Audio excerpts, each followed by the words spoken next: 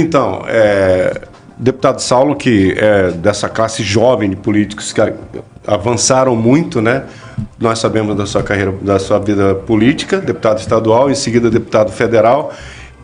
Para abrir aqui, para mim poder deixar o programa com o Jefferson Coronel, obrigado pelo convite, Jefferson. Como é que é sair de deputado estadual no primeiro mandato e já para deputado federal? Como é que muda tudo isso na sua cabeça? Como é que um jovem, eu sei que você, entre outros tantos jovens deputados, vão encarar um país diferente, um país novo, né, com uma bancada nova, com uma presidência nova? Como é que funciona isso? Primeiro, Walter, é uma responsabilidade muito grande, né, porque a gente sai de tratar de temas do Estado para tratar de temas além do Estado do Amazonas, mas também de Brasil. O Brasil sofre aí, vem sofrendo aí ao longo dos anos aí um acirramento na questão política, principalmente na questão ideológica, que por muitas vezes, principalmente nos últimos 4 anos, foi deixado em segundo plano quais são os verdadeiros problemas do país, né, para se discutir a questão de ideologia, que com toda certeza é muito menor do que quais são esses problemas, né? Então, sim, é uma responsabilidade grande, mas a Assembleia foi uma grande escola.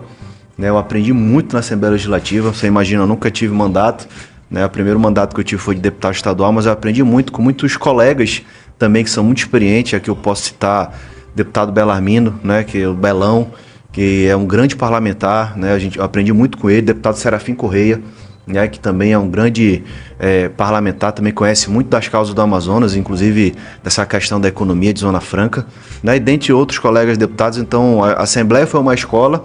E hoje, próximo de assumir o mandato de deputado federal, eu, desde que passou a eleição do segundo turno, passei a ir constantemente a Brasília para poder estar próximo, conhecer as pessoas e também se preparar para um mandato de deputado federal, que é totalmente diferente. Lá, a questão de regimento interno, questão de configuração de bloco partidário, dos partidos, né, é muito diferente do que é a Assembleia, até porque lá nós somos 513 deputados, né? Então, assim, eu tenho aprendido bastante sobre a tramitação e regimento interno da casa, para poder, a partir do dia 1º, aí, assumindo, já entrar com força total no mandato de deputado federal. Já pegou a chave do anexo? Não, só entrego no dia 30, eu já conheci o gabinete, mas só entrego dia 31 de janeiro a chave do novo gabinete. Né? Conseguiu um gabinete ali por perto? Não, eu fiquei no anexo 4. Quem entrou agora não vai para a janela, né? O cara chegou recém-chegado, não fica na janela. Na verdade, os gabinetes lá é sorteio, né? Lá é sorteio, né? Os deputados que estão saindo vai para o sorteio para os deputados novos que estão chegando. Até fiquei no gabinete até bom, de local, né? Que bom.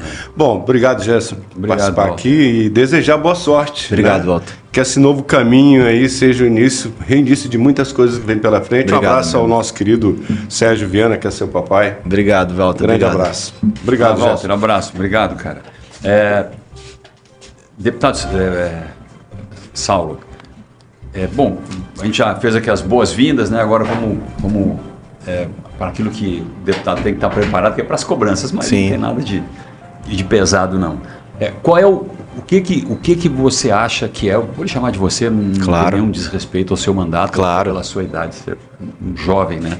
Acabando de dizer, nasceu em 84, já estava trabalhando em rádio há 4 anos quando você nasceu. Então, assim, qual é o grande desafio? Você sai de um mandato de deputado estadual para deputado federal. Você tem um vínculo muito grande com Parintins, conhece o Amazonas, mas vai chegar em Brasília desconhecido, certo? Você sabe disso. Sim. Vai chegar em Brasília quem é o Saulo, a mídia nacional quem é o Saulo, né? Então, como é que você vai passar por esse desafio de se fazer um parlamentar importante, obviamente que em primeiro lugar para o Amazonas, mas cumprindo seu papel com o país também? A questão em Brasília, Jefferson, principalmente das posições que os deputados compõem a Câmara em questão de liderança, vice-liderança, das comissões, de frente parlamentar, elas são definidas pelos partidos. Né? Os partidos, de acordo com o número das suas bancadas, que vão ocupando, né, essas posições, principalmente as posições relevantes, onde tem as disputas. Então, assim, como é que funciona? Por exemplo, uma comissão, né, uma comissão importante como, por exemplo, a CCJ. Dentro do partido são indicados os parlamentares Que vão compor as comissões de acordo com o número de vagas. É proporcional. Exatamente proporcional. O partido ao qual eu faço parte, que é o Partido União Brasil, é a terceira maior bancada do Congresso. Logo, União Brasil é um partido que vai estar participando, né, tanto de comissões como de frentes parlamentares importantes, né, para o trabalho da Câmara referente à questão do país. Né? Então, assim, relacionamento, articulação dentro do partido é fundamental para que você possa, né, obter aí vagas em posições estratégicas dentro da Câmara.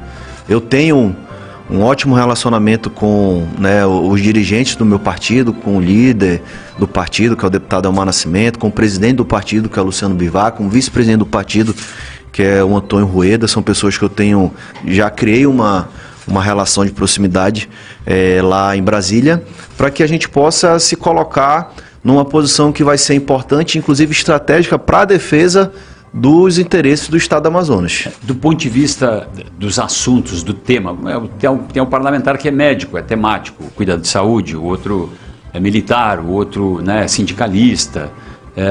Você se posicionaria como alguém que vem com as causas amazônicas para lá, ou tem alguma coisa que mais lhe atrai? Eu tive uma experiência na Assembleia, que foi algo que eu entrei indicado, inclusive, pelo amigo, que é o deputado, que é o hoje conselheiro Josué, que na época era deputado e presidente, da questão da Comissão de Assuntos Econômicos, ao qual eu fiz parte durante os 4 anos como deputado estadual. Eu fui o vice-presidente da CAE, que é a Comissão de Assuntos Econômicos, que trata da Assembleia, que trata das questões, principalmente referente à questão do orçamento do Estado. Né? E eu, pelos 4 anos que eu participei da CAE, gostei muito dos assuntos, trabalhei muito isso, fui inclusive relator do orçamento por 2 anos do governo do Estado. Né? E como a grande discussão desse ano de 2023, vamos botar assim, do próximo governo, é referente à questão principalmente da reforma tributária, né? Essa é uma posição que eu quero poder, em Brasília, participar das discussões e discutir bastante para levar esse olhar do Amazonas, né? Referente principalmente à questão aí dos incentivos fiscais, de tributação, que o nosso Estado, né, que é a nossa grande matriz econômica que no caso a Zona Franca, os incentivos fiscais da Zona Franca, para que a gente possa trabalhar e defender esse olhar do Amazonas dentro da Câmara referente a essa questão de tributação, de orçamento, enfim. Como é que você imagina que deve se comportar a bancada? Primeiro, a bancada tem que ter um coordenador, uma liderança que condense as informações. Sim. Não tem nenhum valor hierárquico sobre ninguém, mas que possa ser alguém com mais experiência. Não sei se você apoia a ideia do Omar, por exemplo. O Omar já tem um bom tempo. O Omar é um senador que tem muita proximidade agora com o presidente eleito, com o governo do Lula. Então, nessa hora, meu amigo, até quem não gosta do Omar vai ter que bater palma e torcer para o cara acertar e conseguir as vantagens. Como é que você analisa isso aí? Você acha que deve ser o Omar? Tem que ter? Você tem alguma ideia disso? Primeiro, Jefferson, eu tenho uma relação, né, de amizade com o senador Omar. O Omar é amigo do meu pai, amigo da minha família, sempre foi alguém que me aconselhou muito na política, desde quando eu já era amigo dele antes de ser político e depois na política mais ainda. A última vez que eu conversei com ele, inclusive, eu toquei nesse assunto com ele, referente à questão da coordenação da bancada. Você é favorável a ele? Eu sou totalmente favorável, inclusive, naturalmente, depois que essa nova legislatura assumir, a partir do dia 1º de fevereiro, com toda certeza iremos ter logo na sequência uma reunião da bancada. Né? Os novos deputados federais que estão entrando, juntamente com os que ficaram e os senadores, né? E eu vou ser o que vou levantar, né, essa indicação para que o Omar seja reconduzido como coordenador da bancada do Amazonas. É muito importante, né, para o Estado, inclusive, por conta dessa experiência que o Omar já tem lá no parlamento, já foi 8 anos senador e agora renovou o mandato, vai para um próximo mandato, e também a relação que ele tem próxima do governo federal, né? Não apenas com o presidente da República, mas também com o ministro, né? Pessoas que têm posição estratégica importante lá no executivo. Isso vai com toda certeza ajudar muito o Estado, e o senador Omar a minha opinião, deve ser reconduzido como coordenador da bancada. Ele deu uma entrevista aqui semana passada para nós. Inclusive eu assisti a entrevista na íntegra, assisti toda, eu acompanhei. Com ele. A impressão que você tem assim é que o Omar não vai baixar a cabeça para aquilo que possa agredir ou atentar às teses que ele tem e que nós temos aqui com relação ao Amazonas. Isso é bom. E como eu conheço de perto, trabalhei com ele até novembro de 2019, hoje não tenho nenhum vínculo, exceto de respeito e conhecê-lo, né? Ele é muito contundente ao se dirigir aos lugares, né, às instituições, ministérios que têm assuntos para tratar com relação ao Amazonas. Então essa experiência eu acho fundamental, realmente eu acho fundamental para coordenar uma bancada na hora em que vai se discutir uma reforma tributária. Exatamente. Entendeu? Aqui não é puxa-saquismo do Omar, não. Aqui é uma coisa real. É muito difícil você ter alguém que tenha esse trânsito que ele tem, a capacidade que ele tem dentro. Ele desenvolveu isso lá. Aliás, eu acompanhei desde os primeiros momentos, né? Então, assim, dentro do Congresso Nacional, sabe como circular como ninguém. Inclusive, Jefferson, eu acrescento o seguinte, o Omar, além da experiência dele, né, por, enfim, já ter sido governador, ter essa experiência na política, ele também é alguém conhecido e muito respeitado em Brasília. Todos os lugares onde eu já passei, já andei, falo que o do Amazonas, você conhece o senador Omar, ele é uma referência hoje, né, no parlamento, no Congresso, não apenas como um senador do Amazonas, mas é um líder, é realmente lá um líder, é alguém que as pessoas ouvem a opinião, a própria imprensa procura muito ele para procurar a opinião, para saber a opinião dele. Ele é conhecido entre os parlamentares, tem muitos deputados e senadores, inclusive, que se tornaram ministro agora, né? Então, assim, ele é alguém que é uma referência, e essa referência dele, esse respeito que ele tem no Congresso, vai ajudar com toda certeza muito o estado do Amazonas. Saulo, agora vamos direto na reforma tributária. Tem basicamente duas PECs que transitam, uma que sai da Câmara, outra que sai do Senado. Isso a gente já está meio careca de dizer aqui, a 45 e a 110, a 45 é mais engessada, né, é de autoria, né, de um cara que sempre foi contra a Zona Franca de Manaus, a 110 é um pouco mais aberta. O que você entende dessas propostas e outras que podem surgir? E essa discussão vai ser muito ampla, porque interessa a todos os estados, literalmente, e de formas diferentes. Outra coisa que, resgatando de novo a conversa com o Omar disse aqui que reforma tributária todo mundo quer, só que cada um quer a sua, né? Verdade. Então, aí são 27 entes federativos querendo cada um fazer a sua reforma tributária. Por que caminho você acha que deve seguir? O que você vê, que você já pôde estudar dessas PECs que estão lá com relação à Zona Franca de Manaus? Nós temos um risco muito grande, ou o país está conscientizado, ou, por exemplo, a questão ambiental vai ser um ativo nesse assunto a nosso favor aqui? Primeiro, Jefferson, eu quero colocar aqui o contexto da reforma tributária. É importante a gente falar o que é a retórica que está sendo criada referente à reforma tributária e o que ela é na prática. Primeiro, quando a gente fala de reforma tributária, e aí você fala em unificação dos impostos, né, diminuir essa quantidade de impostos que nós temos, as pessoas entendem que ela vai diminuir o que a gente paga de imposto. Quando as duas propostas que tem hoje no Congresso, isso não é verdade, não vai ter diminuição de imposto. O que vai é simplificar a forma como eles são cobrados, né? Condensar 5 em 1. Condensar 5 em 1. Então, assim, para efeito do cidadão, na prática, ele acha que vai ter uma diminuição da carga tributária? Infelizmente não, da forma como está. Né? Me parece até que, ao contrário, o Haddad, o próprio governo, Lula, de um modo geral, está apontando para aumento de tributos. Com toda certeza, até porque existe um rombo nas contas públicas. E assim, só tem duas formas de você conter rombo, diminuir o rombo.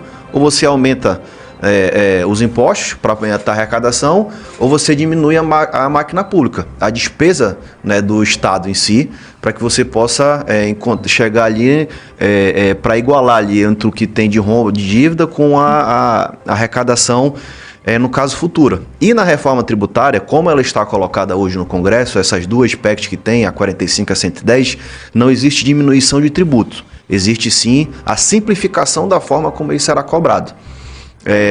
Nós tivemos uma reunião com o presidente da Câmara, o deputado do PP de Alagoas, o Arthur Lira, que é candidato à reeleição, né, como presidente da Câmara, e a bancada teve uma reunião com ele, né, para tratar sobre, enfim, algumas pautas e principalmente a questão da reeleição dele, da recondução dele como presidente. E na reunião eu abordei referente a essa questão da importância para o nosso Estado da Zona Franca, dos incentivos da Zona Franca e no tocante à reforma tributária. O que o presidente falou? Que ele já teve uma reunião com o ministro da Economia, o Fernando Haddad, e a equipe econômica dele, referente especificamente à reforma tributária. Qual é a ideia do governo no primeiro momento? Existem as duas, como você falou, a 45, que é uma PEC que ela tramita na Câmara, e a 110, que é uma proposta que veio do Senado. A ideia do governo, o que é? É unificar as duas para que todas as etapas que elas já cumpriram de discussões nas comissões não seja perdida, né? E aí a minha posição, o que eu vou defender, Jefferson? Eu sou contrário a isso. Porque nenhuma das duas tem as particularidades, as excepcionalidades da Zona Franca de Manaus. A Zona Franca de Manaus ela está na Constituição, né? Os incentivos da Zona Franca estão na Constituição. Porém, existe, né, já foi feito, inclusive nos últimos 4 anos a gente sofreu muito isso com decretos que prejudicavam, no caso, a Zona Franca. E a gente teve vários aí, a gente teve algumas perdas ao longo do caminho aí referente a isso. Então, assim, o que eu defendo? Que o governo faça uma nova proposta para enviar para a Câmara para poder ser discutida e nessa nova proposta já esteja inserida a questão da Zona Franca, as excepcionalidades que nós precisamos da Zona Franca. Como é que você acha que... Eu não tenho dúvida, por tudo que eu já vi e acompanhei com relação a esse assunto, e as pessoas que a gente já ouviu aqui, o próprio Paulo Derney, né, que a gente, se deixar como está, a gente vai acabar perdendo. Não só nós, outros estados, vai ter um jogo de perdas e ganhos, né, nisso aí. Como é que a gente poderia ser compensado? Por exemplo, o Paulo Derney citou aqui a hipótese de uma compensação financeira constitucional, incluída na Constituição, tipo o FPE, por exemplo. Entendeu? Criar um instituto de compensação. Porque se deixar isso para regulamentação depois, para leis complementares depois, isso vai ser discutido no Congresso em 10 anos. E a gente vai ficar perdendo enquanto isso. Você vê com bons olhos a hipótese de uma compensação via fundo constitucional? Existem 2 questões da Zona Franca, Jefferson, que é importante a gente poder colocar e até mesmo esclarecer para o ouvinte. O que acontece?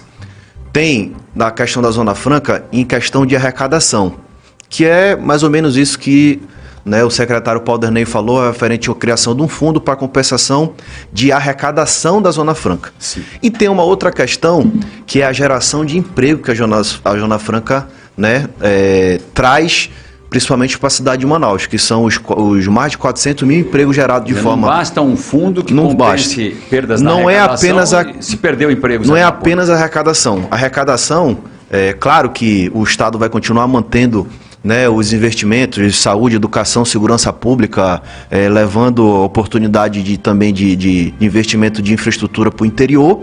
Isso é algo que é importante, claro, é fundamental. Mas e os empregos? Porque quando você cria, vamos fazer uma compensação de um fundo para poder repor o que o Estado vai perder de arrecadação. Mas e os 400 mil empregos? Nenhuma outra atividade, e aí eu sou a favor que a gente possa incentivar outras matrizes econômicas, como por exemplo o turismo, como por exemplo a questão do crédito de carbono, como por exemplo a questão da mineração. Porém, Jefferson, nenhuma outra atividade econômica vai gerar os empregos que a Zona Franca de Manaus gera. Esses mais de 400 mil empregos diretos e indiretos. Pelo menos imediatamente. Imediatamente não vai. É impossível, né? Então, assim, eu sou a favor sim de que a gente possa incentivar e criar outras matrizes econômicas, mas a gente não precisa abrir mão da Zona Franca para isso.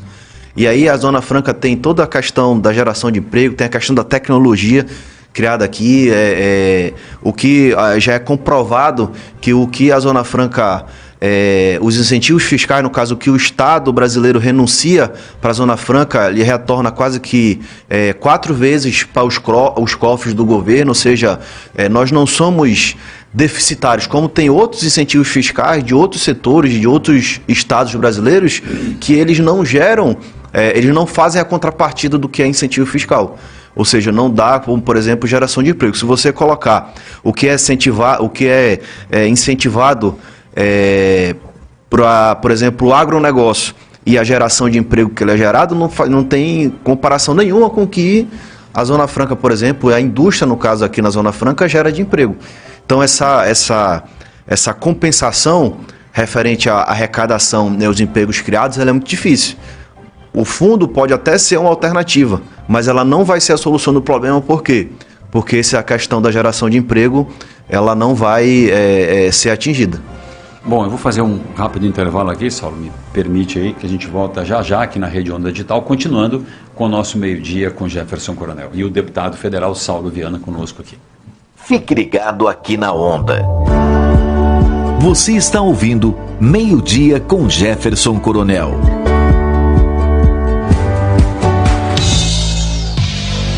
Onda Digital, uma rádio para pessoas como você. Quem escuta, sabe. Vem pra Onda, você também. Acesse o TikTok. Rede Onda Digital. Rádio Onda Digital. Quem escuta, sabe.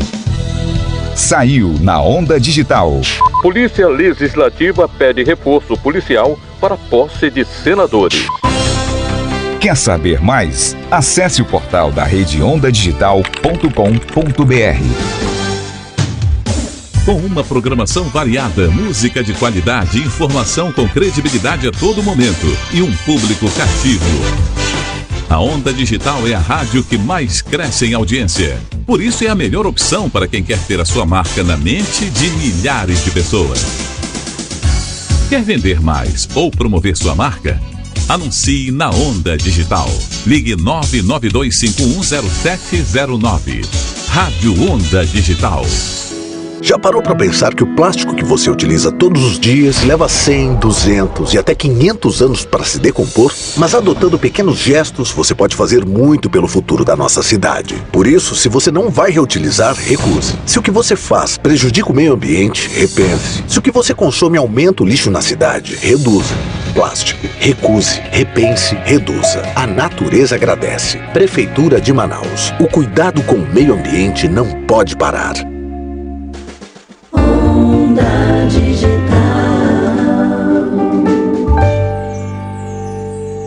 Rádio Onda Digital. Quem escuta sabe. Chega de sofrer para fazer compras do mês, da semana e do dia a dia em Iranduba. Bem Bom Supermercado. Para ficar no Bem Bom com os preços baixos, só no Bem Bom Supermercado. A opção para quem quer economia, promoções e variedade. Bem Bom Supermercado. Com padaria, açougue, peixaria, estivos e muito mais. Vem ficar no Bem Bom na hora de comprar. Avenida Solimões, esquina com a Rua Javari, bairro Alto. Bem Bom Supermercado. Bem Bom Supermercado.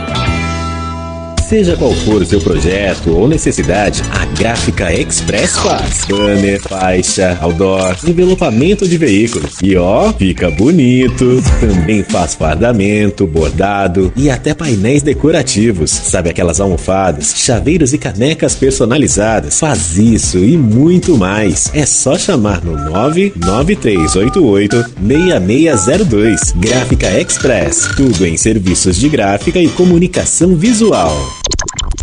Algum apaixonado por hambúrguer artesanal aí? Aqui vai uma dica suculenta. O melhor hambúrguer de Manaus é no Mix Burger & Beer. Agora na Cidade Nova. Uma explosão de sabor a cada pedaço, com carnes selecionadas e molho especial. Ainda não provou? De hoje não passa. Estamos no iFood e no 99 Food. Ou também peça pelo WhatsApp no 99319-7282. Miats, o simples da melhor forma. Onda Digital, uma rádio para pessoas como você. Quem escuta, sabe.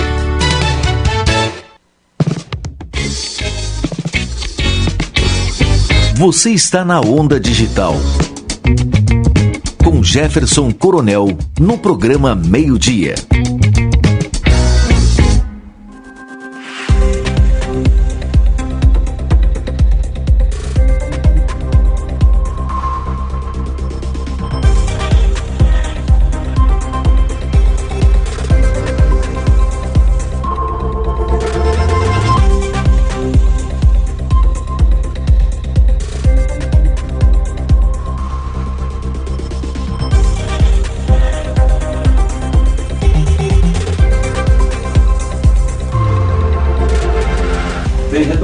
Dia com Jefferson Coronel, na Rede Onda Digital, para situar, como sempre a gente faz, as pessoas que estão nos ouvindo pelo rádio. 92.3 é o canal do seu rádio FM, 8.2 o canal na sua televisão digital, Rede Onda Digital. Quem está conosco hoje é o deputado federal do União Brasil, Saulo Viana, que era deputado estadual, agora se elegeu deputado federal, e nós continuamos no assunto, já falamos de outras coisas, vamos tocar em outros aspectos aqui, mas é muito bom a gente sempre perguntar para a bancada parlamentar federal sobre a reforma tributária, que é um assunto que a gente, como é que diz, a gente encasquetou com esse assunto e tem que tentar esclarecer ao máximo, porque senão depois não adianta chorar. Como é, o leite quando derramar, meu amigo, tchau e benção, não tem como recuperar mais, né? Então, Saulo, você acha que eu tenho sentido a falta agora do governador pilotar esse consenso? O que a gente tem dito? O Amazonas precisa de um trilho para caminhar em cima dele quando se dirigir a essa questão da reforma tributária, porque nós já sabemos por onde fomos atacados, sabemos por onde seremos atacados, por quem até, de onde virão os principais ataques à Zona Franca de Manaus dentro da reforma tributária, e é preciso colocar a bancada federal, independente de partidos, de posicionamentos, o governo do estado, em cima de um trilho, e os consultores prováveis, tá? O Tomás Nogueira, que o Omar indicou, que não tem nenhum vínculo com o estado, mas vira um consultor, e eu gostaria de ver o governador pilotando isso, um grupo que pudesse se reunir até, talvez ter um lugar alugado lá em Brasília, representação do estado, para pilotar essa condução da discussão. Você concorda com essa ideia? Concordo, Jefferson. Inclusive, ontem eu falei com o governador por telefone. Eu estava em Brasília, eu estava voltando de Brasília para Manaus, e ele estava indo de Manaus para Brasília, que ele vai ter amanhã uma reunião com o Lula. Os governadores todos, né, vão ter uma agenda com o presidente Lula. E eu falava com o governador ontem um pouco sobre isso, né, para que a gente possa ter esse alinhamento. Porque aí eu concordo contigo. Cada um fica com uma ideia, né? E o que a gente precisa, na verdade, é ter um caminho só, né? Porque o que a gente precisa, Jefferson? Nós precisamos, como Estado, né, apresentar uma alternativa. Né? Não adianta a gente ter várias ideias. Nós precisamos ter uma alternativa onde nós vamos manter a Zona Franca competitiva, para que as empresas não saiam daqui, para que o Estado continue mantendo, né, uma arrecadação para que possa se manter os investimentos que o Estado necessita e, claro, manter a questão dos empregos e já também, dentro dessa discussão da reforma, a gente já poder enxergar essa que a gente tanto fala das outras matrizes econômicas, para que a gente possa começar a incentivar, né, outras matrizes econômicas no estado do Amazonas. Você percebeu no governador uma disposição de pilotar esse assunto? Sim, com toda certeza. Ele se colocou à disposição para a gente poder... E assim, também, Jefferson, assim, qualquer realmente efetividade de ações da bancada, ela só vai realmente acontecer a partir do dia 1º.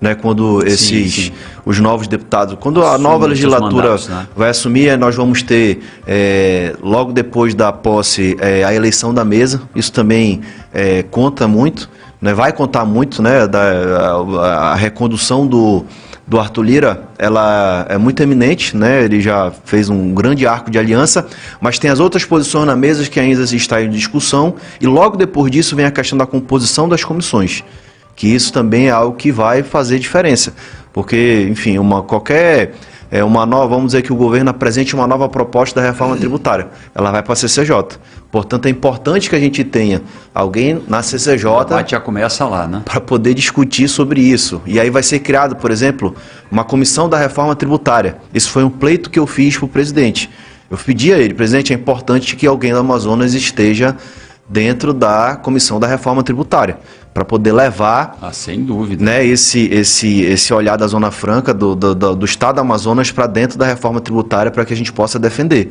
Por isso que eu te digo, é muito importante essa ideia do governo de poder pegar o que já está feito lá e fazer vamos dizer assim, um bem bolado, juntar as duas para poder usar onde ela já foi discutida, é ruim para a gente. Eu defendo que comece do zero, que o governo envie uma nova proposta para que dentro dessa nova proposta... Não atrasa nas comissões, isso não vai atrasar tudo? Mas essa discussão, Jefferson,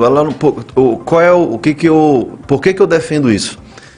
É muito mais fácil, Jefferson, a gente defender o que já está lá dentro do que a gente poder fazer uma emenda, até porque nós somos uma bancada de 8 na Câmara apenas. É difícil de você... E aí os interesses dos outros estados, principalmente que tem maiores bancadas, como por exemplo São Paulo, Minas Gerais, Rio de Janeiro, a gente não vai... É muito difícil de você poder competir por conta do número. Né? Então, assim, se o governo mandar uma proposta de reforma tributária e já lá dentro dessa proposta tenha lá as excepcionalidades da Zona Franca e de outros também estados que tem também a questão de incentivos fiscais referente a cada um na sua atividade, vai ser muito mais fácil da gente poder manter. Bom, a gente está num tempo aqui já bem adiantou, né? Rápido, acaba que nem percebemos. Deixa eu lhe perguntar, aproveitando que o deputado está aqui, e obviamente vai ter a bandeira do Amazonas e da Amazônia junto. Qual é a sua opinião sobre esse episódio dos Yanomamis? A questão, se quiser ampliar um pouquinho a questão indígena aqui, entendeu? Não só os Yanomamis, mas qual é a sua opinião sobre isso? Essa questão que está acontecendo lá em Roraima dos Yanomamis é muito, eu vejo assim, o governo passado, né, deixou chegar a um ponto extremo, né, de a gente ter aí crianças que morreram por conta de desnutrição e, enfim, por conta de várias doenças, muito por conta da questão do incentivo que foi dado da questão, né, do garimpo, né, ilegal em terras indígenas, né, foi deixado correr solto e a gente viu aí algumas declarações, inclusive na época do ministro do Meio Ambiente, né, referente inclusive do Salles, inclusive falando sobre, inclusive da Amazônia, da questão de desmatamento, de, enfim, de garimpo, dessas atividades que em terra indígena é muito prejudicial e chegou ao extremo hoje que a gente vê hoje. Inclusive ontem eu li sobre isso, inclusive o ministro da Justiça pediu que a Polícia Federal abrisse um inquérito para investigar genocídio nessa situação, né? Ou seja, o governo, se não foi conivente, foi leniente com que tudo isso que está acontecendo lá. E aqui no Amazonas, a gente não tem tanta essa questão, né, de principalmente em terra indígena, mas esses investimentos, né, para que, principalmente da questão da saúde indígena, são importantes, né, porque a gente tem uma grande população indígena no estado do Amazonas. E só que diferente como é Roraima, que é concentrado em apenas uma região, aqui nós temos várias, ou seja, é muito mais difícil de poder fazer, principalmente a questão da saúde, um atendimento, né, porque nós temos no Alto Solimões, nós temos no Rio Negro, nós temos no Baixo Amazonas, nós temos também no sul do Amazonas, ou seja, é muito mais disperso. A questão, tem várias regiões que têm terra indígena, então a manutenção de investimento tem que ser constante, e aí eu também acho que é importante que, inclusive, o Estado e os municípios possam se juntar ao governo federal para poder fazer essa questão da política de atendimento à questão dos indígenas. É importante, claro, são os povos originários do nosso estado, é importante que seja mantido, né, a questão da proteção deles, né, inclusive também, Jefferson, que no último governo também foi deixado de lado, que é a questão da demarcação de terra indígena. Eu acho que com estudos bem aprofundados, para que você não atrapalhe a questão de desenvolvimento, é importante para que a gente possa preservar, né, a questão dos povos indígenas e os povos originários, como também dos ribeirinhos, enfim, todo esse atendimento é importante que a gente possa dar. Pegando as suas próprias palavras, que foi vice-presidente da Comissão de Assuntos Econômicos da Assembleia Legislativa e se interessou pelo assunto, qual é a análise que o deputado federal Saulo Viana chega em Brasília fazendo da política econômica que está se desenhando no governo Lula? Vamos pegar primeiro a tal da emenda do fura-teto, que tinha lá o seu sentido pela questão do olhar social do presidente, era um compromisso político, a eleição é política, o mandato é político, não adianta ficar reclamando que o cara tem essa visão. Agora, os sinais que, de um modo geral, a equipe econômica deu, começaram a preocupar, né? A Bolsa despencando, hoje até por sinal ali que o dólar está dando uma queda, mas são vários fatores que influenciam, isso é positivo, mas assim, de um modo geral, houve muita crítica. Por exemplo, agora, o presidente anuncia que vai financiar via BNDES gasoduto, obra na Argentina. Sim. Né? Muita gente se espanta porque a Marina diz que tem 120 milhões de pessoas passando fome no Brasil e tu tem que olhar para essas pessoas e dizer, vocês querem comida ou querem que a gente faça gasoduto na Argentina? Né? Então, o que eu lhe pergunto? Como é que o deputado federal Saulo Viana chega em Brasília, que avaliação ele faz da conduta que está sendo adotada até aqui? Para onde nós vamos, seria a pergunta. Olha só, Jefferson, o que eu entendo e eu também defendo.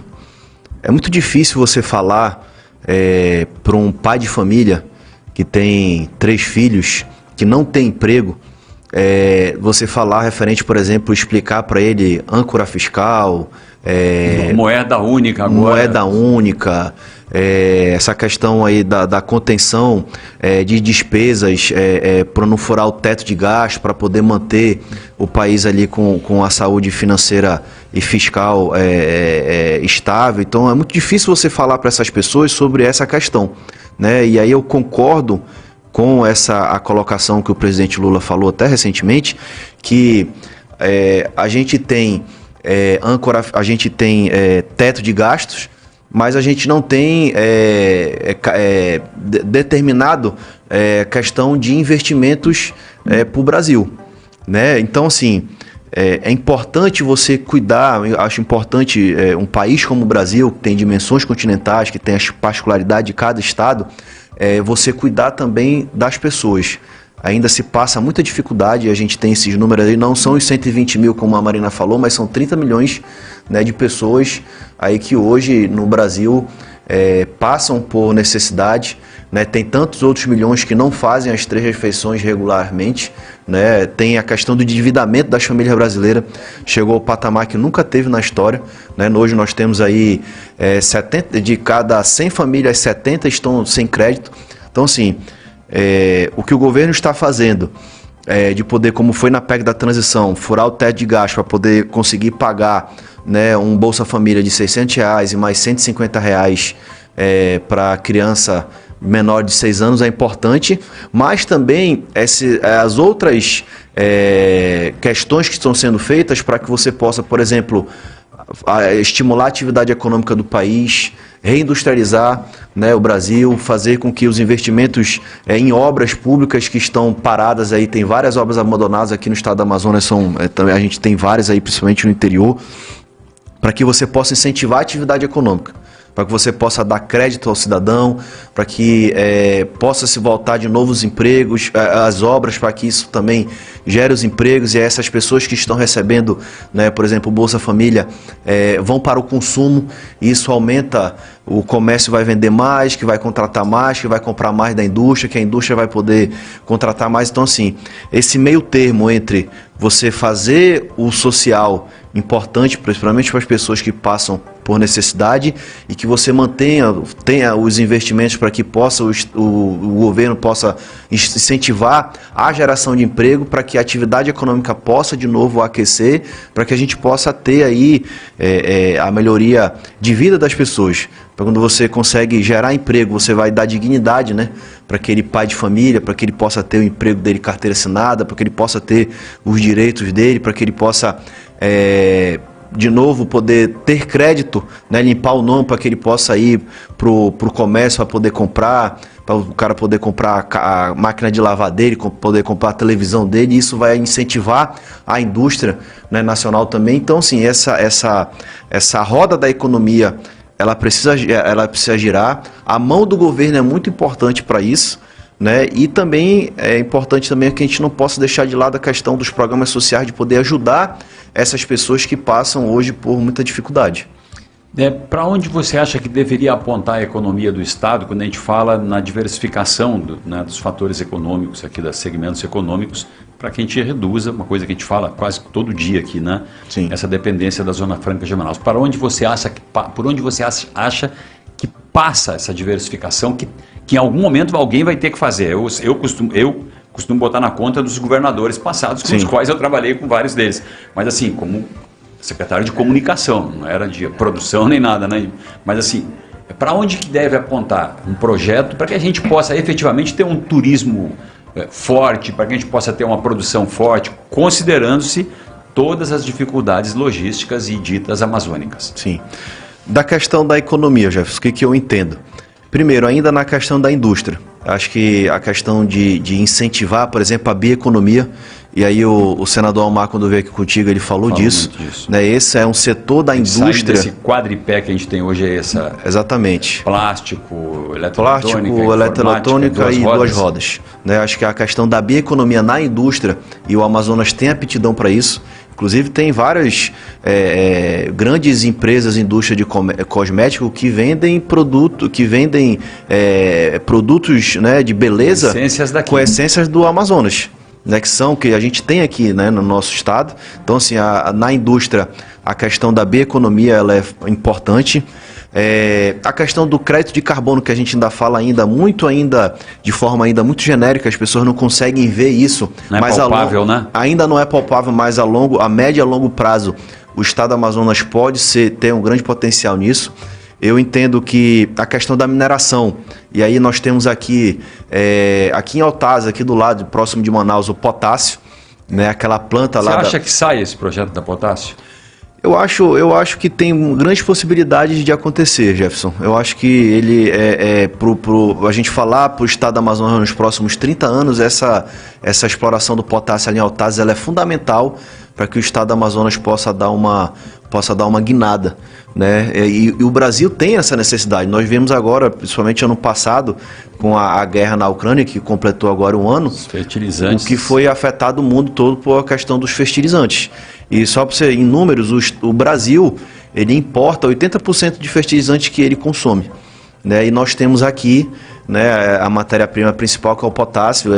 Só o potássio nós importamos 95%, e aqui nós temos 25% de todo o consumo os próximos 25 anos para explorar. Se abrir potássio em Altazes. Só eu tive a oportunidade de conhecer esse projeto, a convite da Potássio do Brasil, justamente inclusive com governadores e deputados.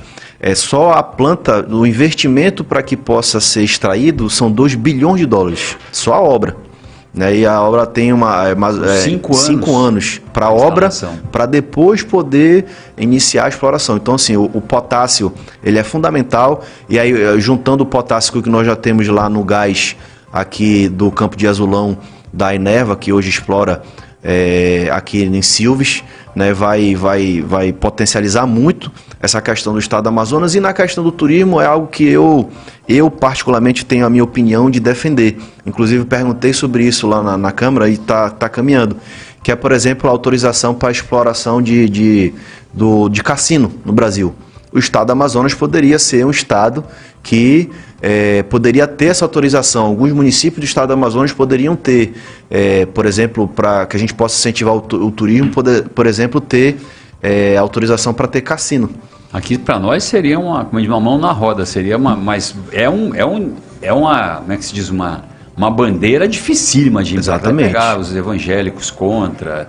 Entendeu? Você tem uma corrente que é contra, que se o cassino é... Quando você fala em atividade do turismo como uma matriz econômica, como uma atividade que vai gerar emprego, para o Amazonas, no caso, que nós temos aí, o mundo todo quer conhecer o Amazonas.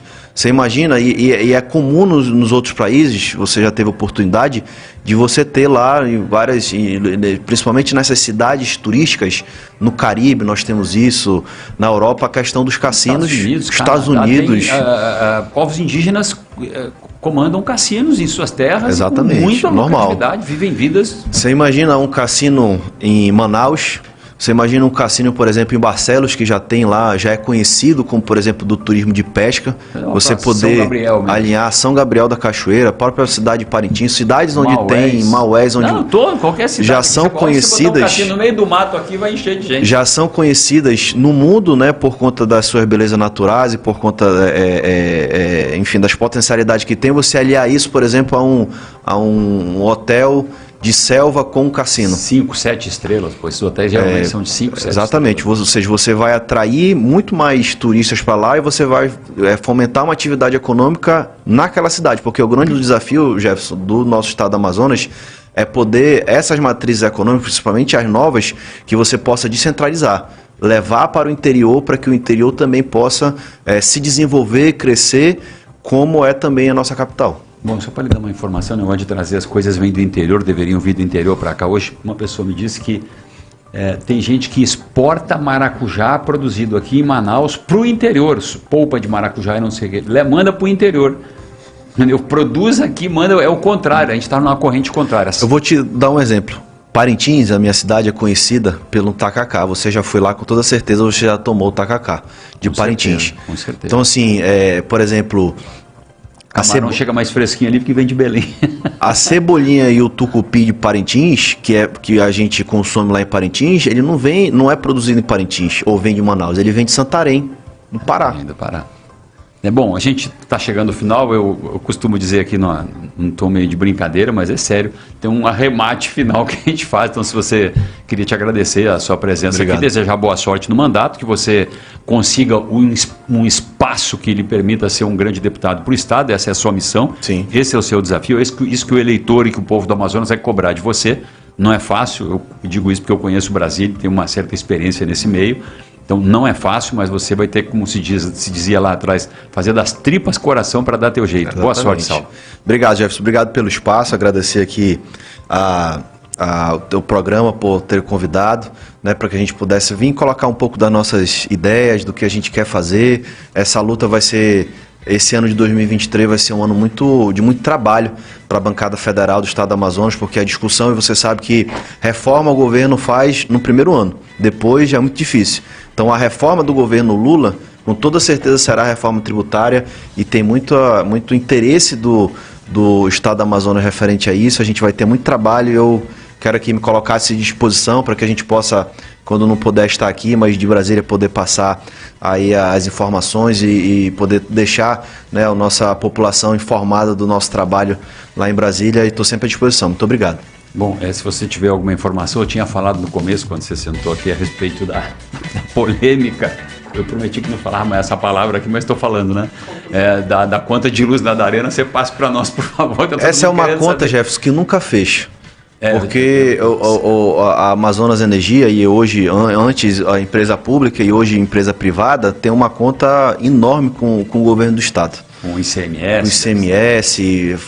Foi o que a FAR disse ontem, né? Eles devem mais do que a gente de conta de Com toda certeza. Esse é um tema que eu conheço profundo, porque isso passou várias vezes na Assembleia. Existe uma conta... um encontro de contas que seria favorável ao Estado.